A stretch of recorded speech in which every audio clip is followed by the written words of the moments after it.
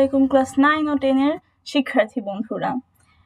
তোমাদের তো সামনে হাফ ইয়ারলি, অনেকের ফাইনাল, অনেকের প্রি টেস্ট, অনেকের ফার্স্ট টার্ম, সেকেন্ড টার্ম, অনেক পরীক্ষা সামনে। কিন্তু সারা বছর শুধু math, science subjects, commerce subjects মানে গ্রুপ সাবজেক্টস অনেক মন দেওয়া হয়েছে, কিন্তু বাংলা, ইংলিশ এগুলো আর পাত্তা দেওয়া হয় নাই, তাই না? আরে বাংলা তো ইজি সাবজেক্ট, ইংলিশ তো ইজি সাবজেক্ট। এখন পরীক্ষার আগে এসে দেখা যাচ্ছে বই খুলে পোয়েম আর স্টোরির কিছুই বুঝতে পারছি না, একদম মাথায় হাত। এই সমস্যার সমাধান করতে আমি তোমাদের জন্য ইংলিশ ফার্স্ট পেপারের ও মি ও লাইফ পোয়েমের একটা লেসন ক্লাস নিয়ে চলে আসলাম।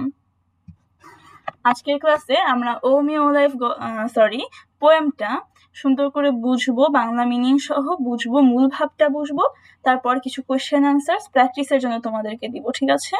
So let's get started. O me O life, Walt Whitman. O me O life, হায় আমাকে, হায় জীবন। Of the questions of this recurring, এতবার যে কোয়েশ্চেনগুলো ঘুরে ঘুরে আসছে। Of the endless trains of the faithless, of cities filled with the foolish, বিশ্বাস ভঙ্গের অনন্ত শৃঙ্খলাগুলোর, পাগলদের ভরা শহরগুলোর। এখানে কবি নিজেকে ডাকছে, নিজের জীবনকে ডেকে বারবার বলছে যে বারবার যে প্রশ্নগুলো আসে, কবির কি প্রশ্নগুলো আসে, যে এত শৃঙ্খলা, বিশ্বাস ভঙ্গের যে শৃঙ্খলা, বিশ্বাস ভঙ্গের শৃঙ্খলা এখানে একটা phrase. Trains of the faithless, এটা একটা ফ্রেজ। এখানে বোঝাচ্ছে কি, যে বিশ্বাসহীন যে মানুষগুলো, যাদের কোনো বিশ্বাস নেই মনের মধ্যে, এই মানুষগুলো এতই বেশি যে তারা একটা একের পর এক দাঁড়িয়ে দাঁড়িয়ে ট্রেনের মতো একটা শৃঙ্খল তৈরি করে ফেলেছে। এটা হচ্ছে এন্ডলেস ট্রেন অফ ফেইথলেস। আর সিটিজ ফিল্ড উইথ ফুলিশ বলতে বোঝাচ্ছে যে পুরো শহরটা আমাদের বোকা দিয়ে ভরে গেছে, বোকার রাজ্য দিয়ে, বোকার রাজ্য হয়ে গেছে। তাহলে তার হচ্ছে বারবার কোয়েশ্চেন আসে যে এই যে ট্রেনস অফ ফেইথলেস, এই যে বিশ্বাসহীন মানুষগুলোর ট্রেন আর বোকার রাজ্য যে হয়ে গেছে, সেটা নিয়ে কবির বারবার প্রশ্ন আসে। এরপর of myself forever reproaching myself, for who more foolish than I, and who more faithless, নিজের প্রতি চিরকালীন দোষারোপের, কার চেয়ে আমি বেশি মূর্খ এবং কার চেয়ে বেশি বিশ্বাসহীন। চোখগুলো আচ্ছা, এখানে হচ্ছে যে বোঝাচ্ছে কি, যে কবির বারবার হচ্ছে যে প্রশ্ন আসে কি, যে এই যে এত যে বিশ্বাসহীন মানুষ আর এত যে বোকার রাজ্যের মধ্যে আমি কার চেয়ে বেশি বিশ্বাসহীন বা কার চেয়ে বেশি বোকা। সে হচ্ছে কবি নিজেকে এই তাদের ট্রেনস অফ ফেইথলেস আর হচ্ছে এই ফুলিশ লোকদের মধ্যেই নিজেকে গণনা করে, নিজেকেও ফুলিশ মনে করে, নিজেকেও ফেইথলেস মনে করে।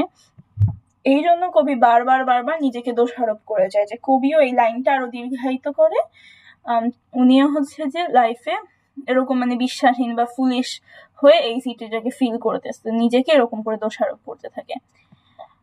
তারপর of eyes that vainly crave the light, of the object's mean, of the struggle ever renewed, চোখগুলোর যা বৃথা আলো কামনা করে নিচু বস্তু সমূহের চিরন্তন সংগ্রামের। এখানে বোঝাচ্ছে যে কবি একটা কিছু কামনা করে, কবি এখানে তিনটা জিনিস কামনা করে, কিন্তু কি করে, বৃথা কামনা করে। বৃথা কামনা বলতে এখানে বোঝাচ্ছে যে কবি কামনা করে, কিন্তু আবার কবি হোপলেস। তিনি হচ্ছে যে মনে করে এগুলো কামনা করতেছি, কিন্তু এটা হচ্ছে বৃথা, আমি এগুলো আসলে পাবো না। যেমন ক্রেভ দ্য লাইট, কবি লাইটের জন্য কামনা করে, অবজেক্টস এর জন্য কামনা করে, আবার হচ্ছে একটা সংগ্রামের জন্য কামনা করে। যিনি মনে করেন যে একবার সংগ্রাম করে আমি একদম সব ঠিক করে ফেলতে পারি, চেলে আমি হচ্ছে একটা সময় আলোর পথে দেখা পাবো, কিন্তু আবার এগুলো বৃথা মনে করে, যেগুলো কিছুই সম্ভব না। Of the poor results of all, of the plodding and sordid crowds I see around me, সবকিছুর দরিদ্র রেজাল্টে, পোর রেজাল্ট বলতে কি, যে সবকিছু একটা নেগেটিভ রেজাল্ট চলে আসে, একদম যেটা আমরা আশা করি না, এরকম নিরাশা একটা রেজাল্ট আসে। Of the plodding and sordid crowds I see around me. Plodding and sordid এখানে একটা ফ্রেজ। প্লডিং হচ্ছে যে ধীর গতি, আর হচ্ছে সর্ডি হচ্ছে যে ক্লান্ত। প্লডিং অ্যান্ড সর্ডিড বলতে বোঝাচ্ছে এই যে উনি যেই মানুষগুলোর কথা বললো এরকম বিশ্বাসহীন, ফুলিশ, বোকা, ওদেরকেই আবার বলতেছে যে আবার তারা সবসময় ক্লান্ত থাকে, আবার ধীর গতির থাকে, মানে মূলত নিরাশা একদম ব্যক্তিরা, একদম সাদা, একদম নিরাশা, সাদা কালো একটা জীবন যাপন করে এমন কিছু মানুষের মধ্যে, মানে তিনি তার আশেপাশে এমন কিছু মানুষ দেখে, এই যে আমরা এখানে আরো বাংলা মিনিং এ দেখে নিই যে আমার চারপাশে দেখা ধীর এবং নোংরা মানুষের সংগ্রামের, তাদেরকে নিয়ে এখন কিছু একটা বলবে, তাদেরকে ইন্ডিকেট করেছে আই সি অ্যারাউন্ড মি, যাদেরকে আমি মানে এই যে ধীর ও ক্লান্ত মানুষদের আমি আশেপাশে দেখি। Of the empty and useless years of the rest with the rest me intertwined, বাকি সময়ের খালি এবং অপ্রয়োজনীয় বছরের যেগুলোর সঙ্গে আমি মিলিত। এখানে বোঝাচ্ছে যে এই যে বললো যে of the poor results of all, সবকিছুর একদম শেষ বা সবচেয়ে ছোট রেজাল্টে, একদম নিরাশা একটা রেজাল্টে এই ক্লান্ত এবং ধীরগতির মানুষের মতোই কবি হচ্ছে যে নিজেও এমপ্টি অ্যান্ড ইউজলেস ইয়ার্স, এই যে বছরগুলো এই অপ্রয়োজনীয় বছরে পরিণত করে, আবার হচ্ছে কি সময়গুলো একদম অপ্রয়োজনীয়, সময়গুলো একদম খালি, সময় কোনো কাজ করে না, এরকম ভাবে সে নিজেও এই জিনিসগুলোতে মিলিত, যে এই যে সময় নষ্ট করা, সময়ের কোনো ব্যবহার না করা, অপ্রয়োজনীয় বছরগুলো পার করা এবং ক্লান্ত ও ধীরগতির মানুষ হওয়া, এই সব কিছুতে কবিও মিলিত, কবি নিজেকেও দোষারোপ করছে, এই যে ইন্টারমাইন্ড, মিলিত।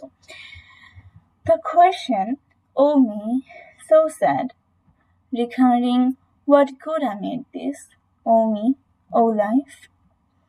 The question, এখানে এই যে প্রেক্ষাপট, এই প্রেক্ষাপটের উপরে এখন কবি কোয়েশ্চেন করছে। The question, O me so sad, ও আমি অনেক দুঃখজনক, রিকারিং মানে কি বারবার বলা, বারবার মনে করে, রিকারিং মানে কিছু একটা রিপিট হওয়া বারবার, সো রিকারিং মানে কোয়েশ্চেনটা বারবার রিকারিং হচ্ছে।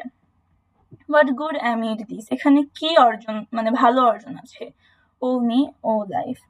হোয়াট গুড অ্যামিড দিস, এই লাইনটা কিন্তু অনেক তাৎপর্যপূর্ণ একটা লাইন এই কবিতার মধ্যে, এইটাই হচ্ছে মেইন কোয়েশ্চেনটা, আর এইটাই পুরো কবিতার মেইন থিমটা তুলে ধরে। এখানে বোঝাচ্ছে যে এত কিছু, যে এই যে লাইফে আমি এত হচ্ছে ব্যর্থ, অপদার্থ, কবি প্রথমে এগুলো বলল যে আমি হচ্ছে বিশ্বাসহীনদের লাইনের মধ্যে পড়ি, বোকার রাজ্যে থাকি, তারপর আবার বললো কি ধীর গতি ও ক্লান্ত মানুষদের মধ্যে আমি নিজেকে দেখি, আবার হচ্ছে গিয়ে সময়গুলো নষ্ট করি, সময়গুলো খালি থাকে, বছরগুলো অপ্রয়োজনীয় হয়, এই সবে আমি মিলিত। এখন আমার কোয়েশ্চেন হচ্ছে, ও মি সো স্যাড, আমার কোয়েশ্চেন হচ্ছে এখন, তাহলে এই যে এত অপদার্থ আমি, এখানে আমি কি ভালো অর্জন করছি, তাহলে আমার লাইফের মিনিংটা কি? এরপরে কবি নিজেই অ্যান্সার খুঁজে পায় যে that you are here, that life exists an identity, that the powerful play goes on and you may contribute a verse. এই দুইটা লাইন কিন্তু অনেক শক্তিশালী দুইটা লাইন, এখানে কবি নিজের জীবনের মানে খুঁজে পায়, সঙ্গে সঙ্গে আমাদের সবাইকে নিজের জীবনের মানেটা ধরিয়ে দেয়, যে দ্যাট ইউ আর হেয়ার, যে তুমি এখানে, এই যে এই কোয়েশ্চেনটার অ্যান্সার দিচ্ছে, what good I made this, এই লাইফে থেকে তাহলে আমার কি কাজ, আমার কি অর্জন হলো, অর্জনটা হচ্ছে এই যে আমি এখানে, আমার লাইফ এক্সিস্ট করছে, আর আমার একটা পরিচিতি আছে, এই যে powerful play goes on, powerful play বলতে এখানে দুনিয়া যে গতিশীল, সেই গতিশীল দুনিয়ার কথা বলছে, যে দুনিয়া যে চলছে, and you may contribute a person, আমি যে একটা উক্তি হলেও কন্ট্রিবিউট করতে পারছি, সেটাই আমার জীবনের হচ্ছে মানে, এটাই আমার জীবনের উদ্দেশ্য, এটাই আমার জীবনের অর্জন। এখানে কন্ট্রিবিউট আ ভার্স বলতে কিন্তু তোমাকে ভার্সই কন্ট্রিবিউট করতে হবে এমন না, কন্ট্রিবিউট আ ভার্স বলতে মানে একটা উক্তি হলেও কন্ট্রিবিউট করতে পারছে, বা যে জীবনের মানে পৃথিবীর প্রত্যেকটা মানুষ কোনো না কোনো ভাবে কিছু না কিছু একটা জিনিস হলেও কন্ট্রিবিউট করছে, সেই একটা জিনিস কন্ট্রিবিউটকেই কবি জীবনের অর্জন বোঝাচ্ছে। ঠিক আছে, তো এই কবিতাটার কিন্তু খুবই ডিপ মিনিং। প্রথমে কবি নিজেকে অপদার্থ মনে করে, তারপরে তার কোয়েশ্চেন আসে অনেক বেশি বার করে, যে তার তাহলে জীবনের অর্জনটা কি, জীবনে কি করলো সে, তারপর আবার অ্যান্সার আসে যে না, সে যে এখনো, তার যখন একটা অস্তিত্ব আসে, পরিচিতি আসে, আর সে যে এই গতিশীল দুনিয়ায় একটা ভার্স হলেও কন্ট্রিবিউট করতে পারছে, এটাই তার জীবনের অস্তিত্ব। তাহলে আশা করি কবিতার থিমটা ভালো মতোই তোমরা বুঝতে পেরেছো, আর সম্পূর্ণ ব্যাখ্যাটাও বুঝতে পেরেছো। সো এখন আমরা কিছু কোয়েশ্চেন আনসার প্র্যাকটিসে যাই। আচ্ছা, এই যে দেখো এখানে বাংলা মিনিং এর পর আমরা কিছু কোয়েশ্চেন আনসার রেখেছি, তোমরা একটু পজ করে পড়ে নাও অথবা স্ক্রিনশট তুলে রাখতে পারো পরেও পড়ার জন্য। এই যে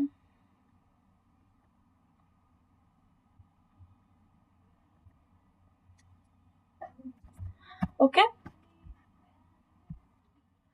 তাহলে আজকে তো আমরা ও মিউ লাইফের পুরো কবিতাটা বুঝলাম, কিছু কোয়েশ্চেন আনসারও দেখলাম, আবারও দেখবো, প্র্যাকটিস করব, ইনশাল্লাহ এক্সামে ভালো করব এই কবিতা থেকে যে কোনো কোয়েশ্চেন আনসার আসলে। কিন্তু অন্য কোনো কবিতা থেকে কোয়েশ্চেন আনসার আসলে তুমি কি করবা? সো সেই চিন্তা থেকেই তোমাদের কাছে পোয়েম আর স্টোরিটা যেহেতু একটু ডিফিকাল্ট লাগে, আর ইংলিশের তোমরা বেশিরভাগ মানুষজন মানে বেশিরভাগ স্টুডেন্ট কোচিংও করো না, তো সেই চিন্তা থেকেই আমরা তোমাদের জন্য নিয়ে চলে এসেছি ইংলিশ ফর টুডের poem and story lesson course. So এই কোর্সটায় তোমাদের হচ্ছে প্রত্যেকটা পোয়েমের ইংলিশটা, Bangla meaning and question answer থাকবে প্র্যাকটিসিং এর জন্য, যে কোয়েশ্চেন আনসার গুলো থেকে তোমরা ইনশাল্লাহ কমন পাবে পরীক্ষাতে, এবং স্টোরিরও কোয়েশ্চেন আনসার থাকবে। এবং শুধু এগুলো থাকলে তো হবে না, তোমার তো কবিতার মানেগুলো বুঝতে হবে, যেমন ও মিউ লাইফেও দেখলাম অনেকগুলোতেই শুধু বাংলা মিনিংটা অনুবাদ করে দেখলেই হয়ে যায় না, এগুলোর আলাদা আলাদা মিনিং থাকে, কবি ভাষায় কবি অন্য কিছু বোঝাতে চায়, সেগুলোও বুঝতে হয়। সো এই জন্য তোমাদের দরকার একটা ক্লাস। তো এই জন্যই আমরা আমাদের কোর্সে ইনক্লুড করেছি এক একটা কবিতার জন্য এক একটা ক্লাস, সেম এক একটা স্টোরির জন্য এক একটা ক্লাস, রেকর্ডেড ক্লাস থাকবে। কোর্সটা কেনার সঙ্গে সঙ্গে তুমি হচ্ছে যে রেকর্ডেড ক্লাস পিডিএফ সব পেয়ে যাবে। আমাদের পিডিএফটা তো বললামই, একটু কন্টেন্ট অফ টেবিলটা দেখিয়ে দিই।